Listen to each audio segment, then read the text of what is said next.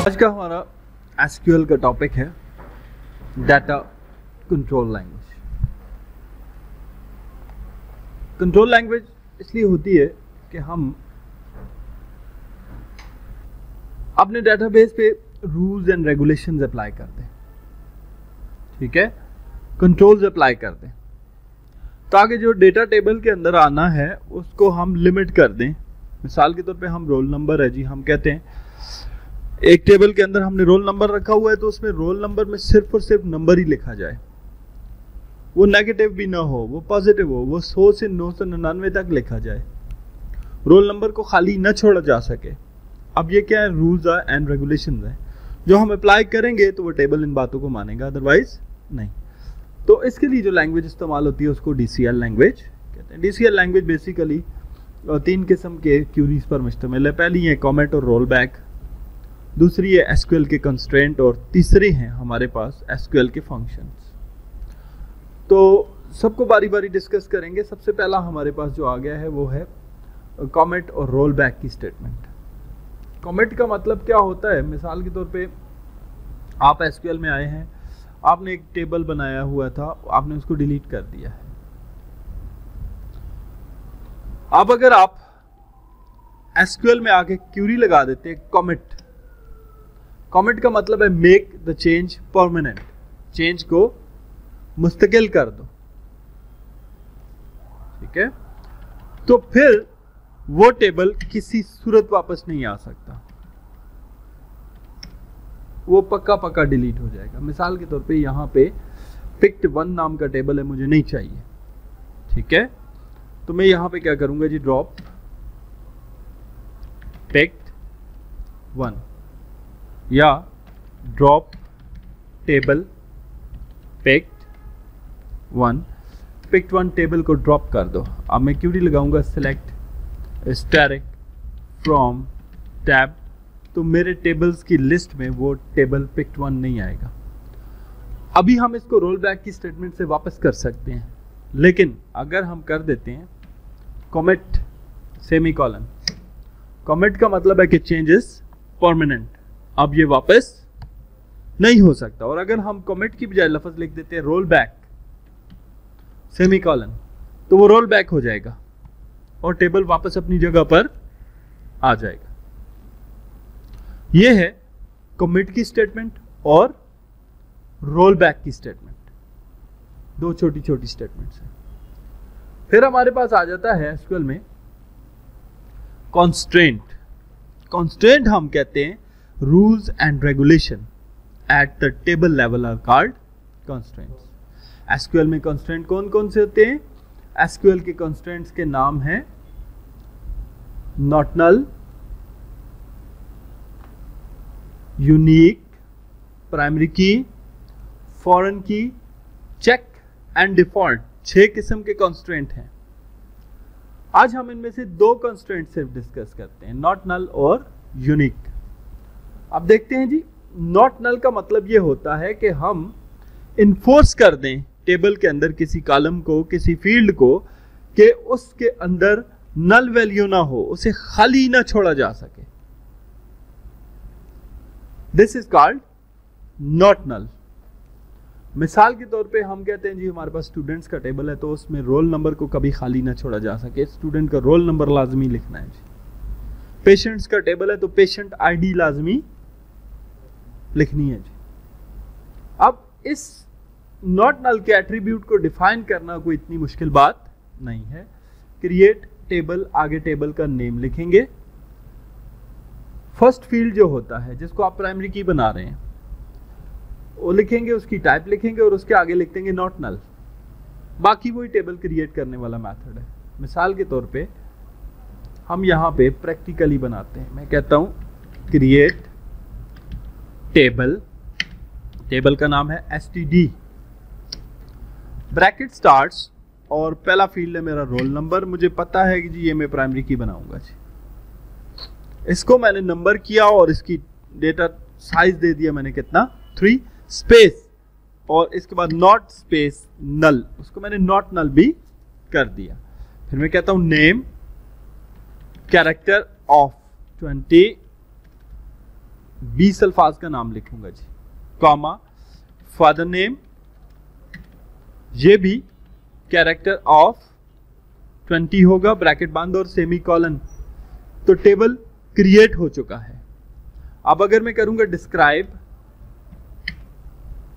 STD semi colon, तो describe हो रहा है और रोल नंबर के आगे लिखा हुआ है कि ये नॉट नल है, आप इसको खाली नहीं छोड़ सकते। ये हो गया कि नॉट नल का कंस्ट्रेंट कैसे अप्लाई करना है, इसको एक ही इसी तरीके से अप्लाई किया जाता है। उसके बाद हमारे पास आ जाता है यूनिक। यूनिक का जो कंस्ट्रेंट है इसलिए होता है कि आप किसी एक फील्ड को, किसी एक कॉलम को एटॉमिक वैल्यूज लेने के लिए इन्फोर्स कर दें। एटॉमिक वैल्यूज का मतलब है कि उसमें यूनिक वैल्यूज होंगी। मिसाल के तौर पर रोल नंबर ही है, तो हम कहते हैं अगर हमने फर्स्ट स्टूडेंट को रोल नंबर 100 दे दिया है तो बाकी किसी भी स्टूडेंट को रोल नंबर 100 असाइन ना हो, बल्कि उससे आगे हो 101, 102, 103, हर एक का रोल नंबर डिफरेंट होना चाहिए। That is known as unique constraint. अब यूनिक का कंस्ट्रेंट आप 2-3 तरीके से लगा सकते हैं। पहला तरीका वही जो नॉट नल वाला था कि आप एसक्यूएल में जाएंगे, आप लिखेंगे क्रिएट टेबल स्पेस टेबल का नाम, जैसे मैंने एसटीडी बनाया हुआ, अब मैंने बना दिया std1 स्पेस ब्रैकेट स्टार्ट्स, इसमें पहला फील्ड मैंने रखा रोल नंबर, इसकी डाटा टाइप मैंने रखती नंबर ऑफ 3 स्पेस, इसको पहले मैं करता हूं नॉट नल स्पेस, इसको मैं कर देता हूं यूनिक भी, कॉमा नेम दूसरा फील्ड, डेटा टाइप इसकी रखता हूं character of 20 words, comma father name तीसरा फील्ड, डेटा टाइप रखता हूं कैरेक्टर्स ऑफ 20 ब्रैकेट क्लोज और सेमी कॉलन, ये भी टेबल क्रिएट हो जाएगा। डिस्क्राइब std1, तो यहां पे ये डिस्क्राइब हो जाएगा और इसको आपने देख लिया कि ये नॉट नल हो चुका है, इसका मतलब है ये यूनिक भी है और इसमें यूनिक वैल्यू स्टोर होंगी। दूसरा तरीका यह है कि आप पहले यूनिक का कंस्ट्रेंट न डिफाइन करें, पहले टेबल बना लें। कैसे? क्रिएट टेबल, टेबल का नाम है std2। यहां पे मैं कहता हूं जी मैंने जी रोल नंबर रखना है, स्पेस इसकी टाइप होगी नंबर और इसमें 3 अल्फाज का रोल नंबर होगा, स्पेस ये होगा नॉट नल, यूनिक नहीं देता, कॉमा नेम ये होगा character of 20 words, comma father name ये भी होगा कैरेक्टर ऑफ 20 वर्ड्स, कॉमा यहां पे मैं लिखूंगा कॉन्स्ट्रेंट, लफ्ज लिखूंगा कॉन्स्ट्रेंट, कॉन्स्ट्रेंट का नाम यूसी यूनिक के लिए शॉर्ट की है, ठीक है। अंडर द स्कोर टेबल का नाम std2 स्पेस और यहां पे मैं लिखूंगा लफ्ज यूनिक और यूनिक के अंदर जाके मैंने उस फील्ड का नाम लिखना है जिसको मैंने यूनिक करना है। तो मैंने किसको यूनिक करना है? रोल नंबर को, ब्रैकेट बंद और सेमी कॉलन। तो क्रिएट टेबल का दूसरा तरीका जिससे आप किसी फील्ड को यूनिक कर सकते हैं, डिस्क्राइब करेंगे std2 को, सेमी कॉलन, आपको नजर आ जाएगा कि ये यूनिक हो चुका है। तो 2 तरीकों से हमने यूनिक बना लिया। तीसरा तरीका, एक टेबल पहले से बना हुआ है, जैसे हमने यहां टेबल बनाए हुए हैं, सेलेक्ट स्टैटिक फ्रॉम टैब, यहां पे स्टूडेंट्स नाम का टेबल है, मैं इसको यूनिक करना चाहता हूं। अब मुझे डिस्क्राइब करता हूं,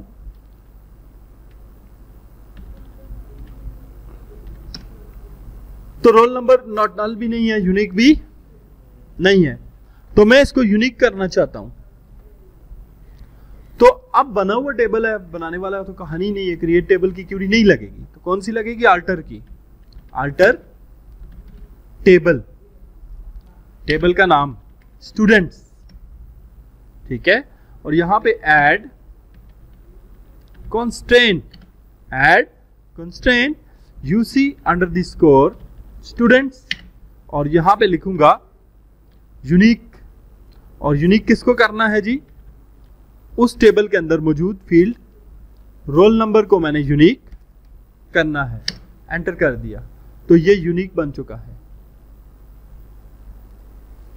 सिमिलरली अगर आप यूनिक का कंस्ट्रेंट ड्रॉप करना चाहते हैं, जैसे हमने डिस्क्राइब किया था std2 को, उसमें मैंने यूनिक बना दिया था, मुझे नहीं चाहिए यूनिक का कंस्ट्रेंट, तो फिर भी अल्टर की क्यूरी लगेगी, अल्टर टेबल std2 और यहां ऐड की बजाय लिख देंगे ड्रॉप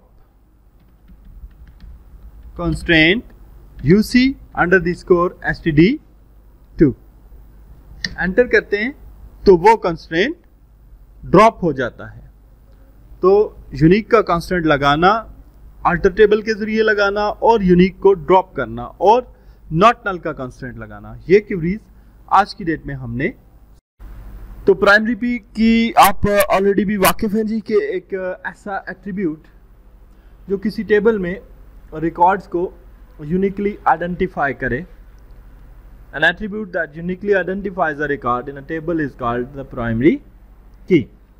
मिसाल के तौर पर आपके पास पेशेंट्स का टेबल है तो पेशेंट आईडी उसकी प्राइमरी की है, इसमें patient name, father name, address and so on है। आपके पास ऑर्डर्स का टेबल है तो ऑर्डर आईडी उसकी प्राइमरी की हो सकती है। स्टूडेंट्स का टेबल है तो रोल नंबर उसकी प्राइमरी की हो सकती है। अब प्राइमरी की एट्रीब्यूट की दो प्रॉपर्टीज हैं। प्राइमरी की यूनिक होता है, प्राइमरी की नॉट नल भी होता है, यानी कि प्राइमरी की में हमेशा एटॉमिक वैल्यू होगी और उसे खाली भी नहीं छोड़ा जा सकता।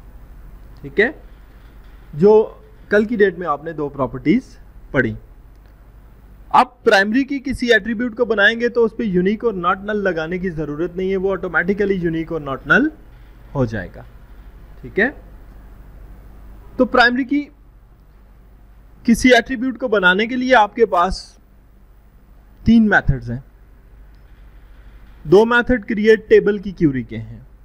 ठीक है, फर्स्ट मेथड पे चलते हैं प्रैक्टिकली। तो यहां पे मेरे पास एसक्यूएल लोड करते हैं जी।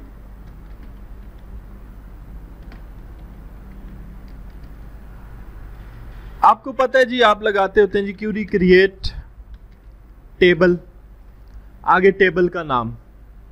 मिसाल के तौर पे मैं कहता हूं std5 स्टूडेंट 5 नाम का टेबल बना दो।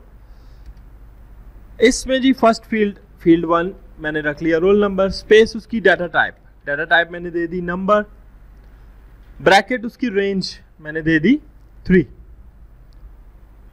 और इसी के आगे मैं यूनिक और नॉट नल की बजाय अगर लिख देता हूं प्राइमरी की, तो ये रोल नंबर प्राइमरी की हो जाएगा। कॉमा नेम सेकंड फील्ड रखती है, इसकी टाइप रखी टाइप कैरेक्टर और 28 अल्फाज का ले लेता हूं।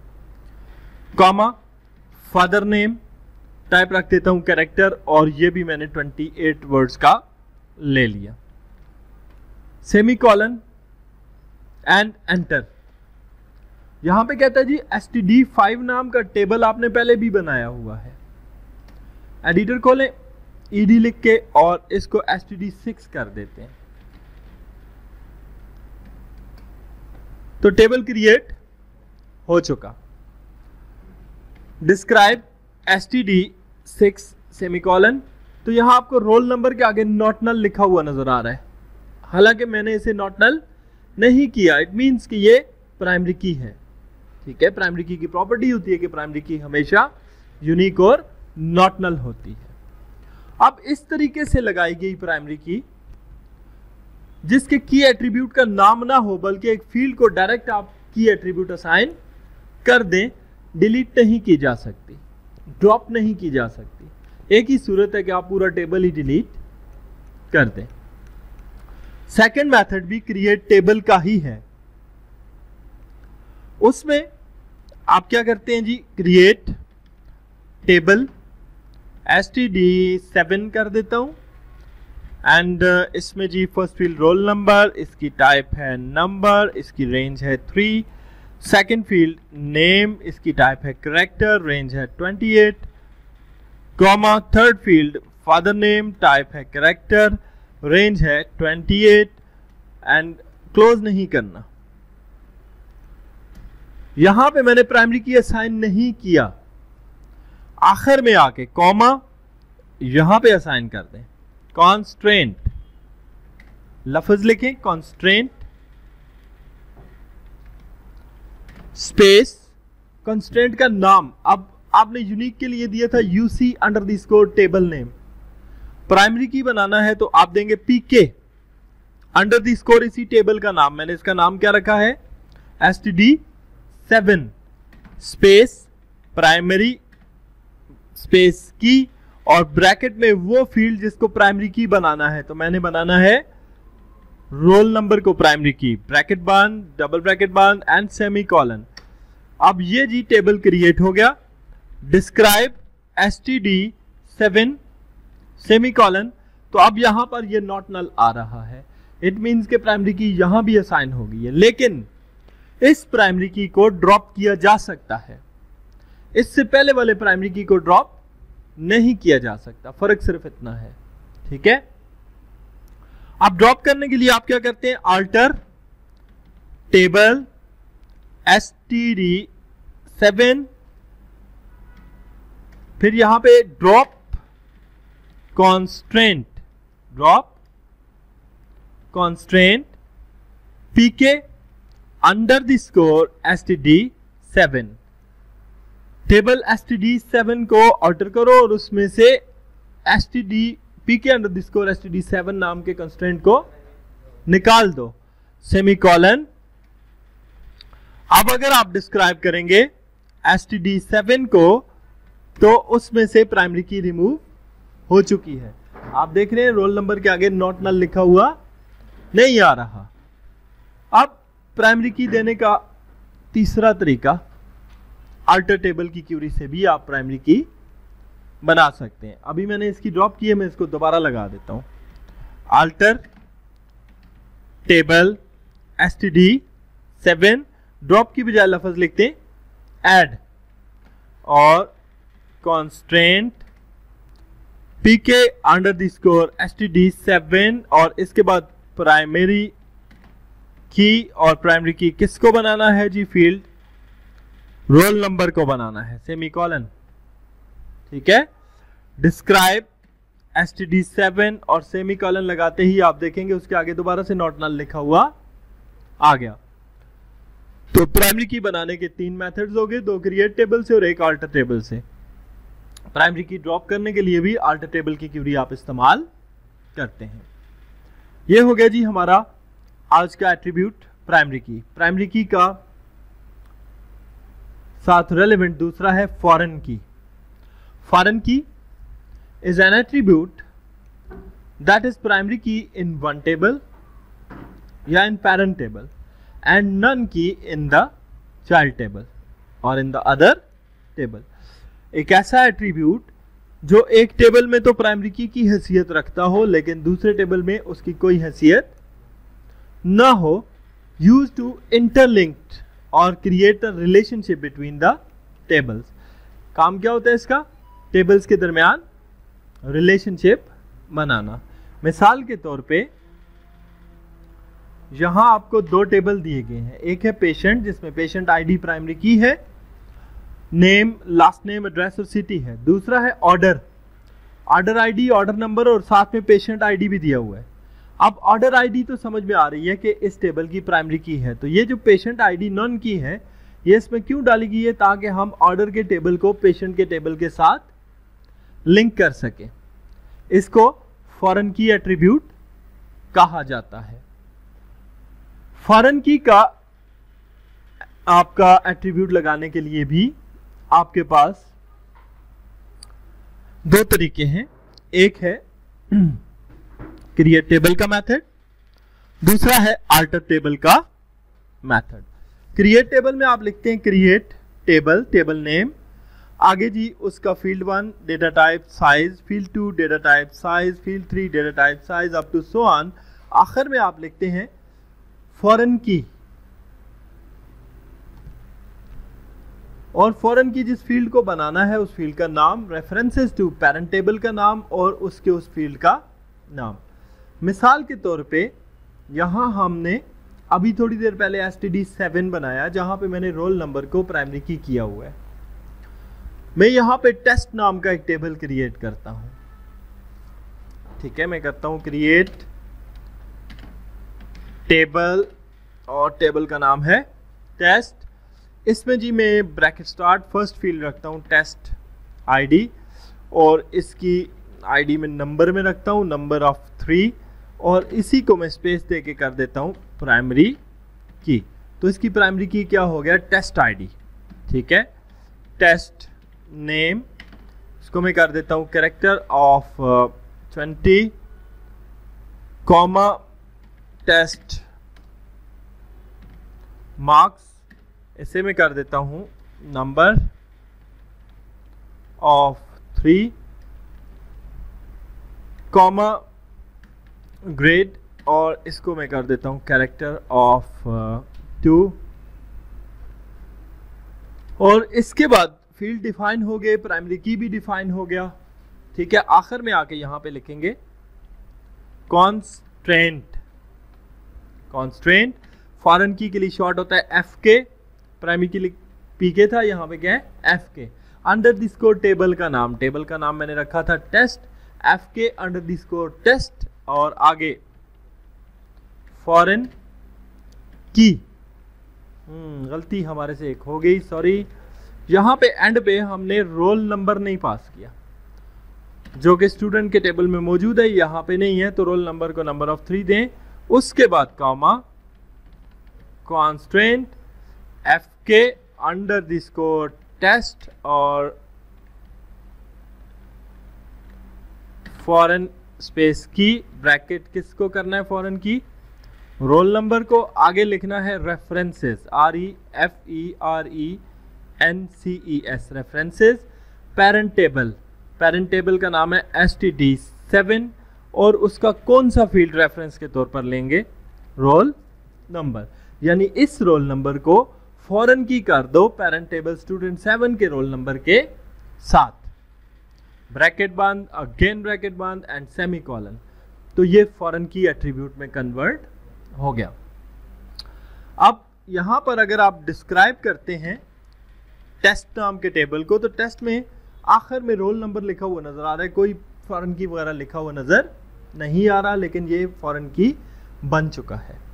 ठीक है, दूसरा तरीका कार ये है कि आप टेबल पहले बना दें। मिसाल के तौर पे मैं कहता हूं क्रिएट टेबल, क्लास नाम का टेबल बना दिया मैंने। ठीक है, क्लास में मैं कहता हूं जी क्लास आईडी पहला फील्ड होगा जो कि नंबर होगा और इसको भी 3 की रेंज देते हैं, स्पेस ये इसका प्राइमरी की होगा, comma class name character of 20 होगा, कॉमा रूम नंबर ये भी कैरेक्टर ऑफ 20 होगा, कॉमा टाइमिंग और ये होगी जी नंबर ऑफ, चलें ज़रा ज़्यादा कर लेते हैं। अब यहां मैंने टेबल बना लिया क्लास नाम का, मैं इसको डिस्क्राइब भी कर देता हूं, डिस्क्राइब क्लास सेमीकोलन। तो यहां पे क्लास डिस्क्राइब हो गया, इसमें क्लास आईडी है, क्लास नेम है, रूम नंबर है और टाइमिंग है। ठीक है, अब इसमें रोल नंबर को पहले शामिल करना है और फिर उस रोल नंबर को फॉरेन की करना है। ठीक है, तो दोनों काम अल्टर टेबल की क्यूरी से किए जाएंगे। कैसे, यहां पर आप लगाएंगे अल्टर टेबल एंड टेबल का नाम था क्लास ऐड और यहां पे फील्ड ऐड करना है, फील्ड है रोल नंबर और इसकी टाइप होगी नंबर ऑफ 3 सेमीकोलन। डिस्क्राइब करके चेक करेंगे क्लास नाम के टेबल को, क्या आया वो एडिट हुआ, हाँ जी उसमें एक फील्ड आ गया रोल नंबर।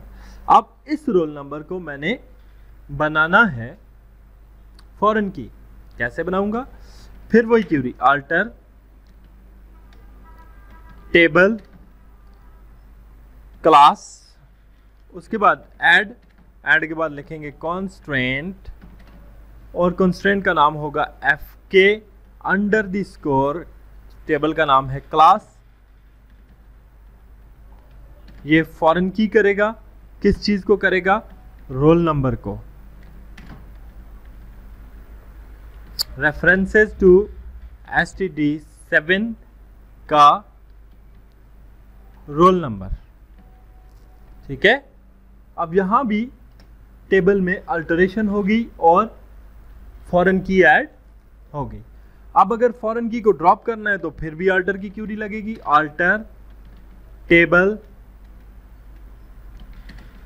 क्लास, और ऐड की बजाय लफ्ज लिख लेंगे ड्रॉप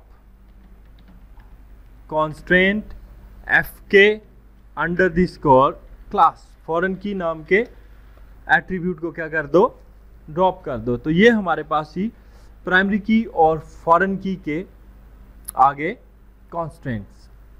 ठीक है, प्राइमरी की और फॉरेन की कॉन्स्टेंट के बाद इसमें हमारे पास आ जाता है चेक का कॉन्स्टेंट। चेक का कॉन्स्टेंट इसलिए होता है कि आप चेक लगा सकें, रिस्ट्रिक्शन लगा सकें, पाबंदी लगा सकें। ठीक है, तो मिसाल के तौर पे आप कहते हैं जी हमने रोल नंबर है, उस पर रिस्ट्रिक्शन लगानी है कि उसको नेगेटिव ना लिखा जा सके। ठीक है, तो उसके लिए हम चेक लगा देंगे। अब चेक लगाने के भी उसी तरीके से 2-3 तरीके हैं। ठीक है, पहला तरीका क्रिएट टेबल का तरीका है। टेबल का नाम मैंने अब रख दिया std8, और यहां पे मैं पहला फील्ड रखता हूं रोल नंबर, इसकी टाइप है नंबर और इसकी रेंज है 3, और ये है प्राइमरी की। ठीक है, इसके बाद फिर स्पेस देता हूं और फिर लिखता हूं चेक। ठीक है, और चेक के साथ ब्रैकेट के अंदर कंडीशन लगाई जाती है। ठीक है, जैसे यहां पे लगी हुई है कि patient ID is greater than 0, तो यहां पे मैं लगाऊंगा check bracket roll number is greater than 0, यानी रोल नंबर पॉजिटिव होना चाहिए, ये चेक करना। ठीक है, कॉमा नेम, और इसको मैं कर देता हूं character of 20, comma father name, इसको भी मैं कर देता हूं कैरेक्टर ऑफ 20, ब्रैकेट बंद और सेमी कॉलन। इस तरीके से लगाया गया चेक कॉन्स्टेंट जो है ड्रॉप नहीं किया जा सकता। ठीक है, चेक का कांस्टेंट लग चुका है, अब रोल नंबर हमेशा पॉजिटिव ही आएगा। आप टेबल को डिस्क्राइब करके देख सकते हैं, std8 नाम का टेबल है, जब आप इसमें एंट्री करेंगे तो रोल नंबर में ये नेगेटिव एंट्री नहीं लेगा। अब अगली बात ये है कि हम टेबल तो बनाते हैं, हम कहते हैं चेक का कांस्टेंट लगाएं भी तो फिर उसको उतार भी सकें हम। ठीक है, तो सिंपल सी बात है, क्यूरी यही लगेगी क्रिएट टेबल। अब मैं बनाऊंगा टेबल का नाम std9। std9 में मैंने फर्स्ट फील्ड रखा रोल नंबर, इसकी टाइप मैंने रख दी नंबर ऑफ, रेंज दे दी 3, और इसको मैंने बना दिया प्राइमरी की, कॉमा नेम, और इसको मैंने बना दिया character of 20, comma father name, और इसको भी मैंने बना दिया कैरेक्टर ऑफ 20 पे, और कॉमा यहां पे मैं लिखूंगा कॉन्स्ट्रेंट, और प्राइमरी की के लिए पी के था, फॉरेन की के लिए एफ के था, चेक के लिए होता है सी एच के अंडर दिस को टेबल नेम, टेबल का नाम है std9, और यहां पे मैं कह देता हूं check bracket start roll number is greater than 0। ठीक है जी, अब ये वाला जो चेक कॉन्स्टेंट है इसको ड्रॉप किया जा सकता है। ठीक है जी, यहां पे चेक, ये मैंने 0 ही लिखा है या ओ लिख दिया है। एडिटर में जाते हैं, चेक करते हैं जी।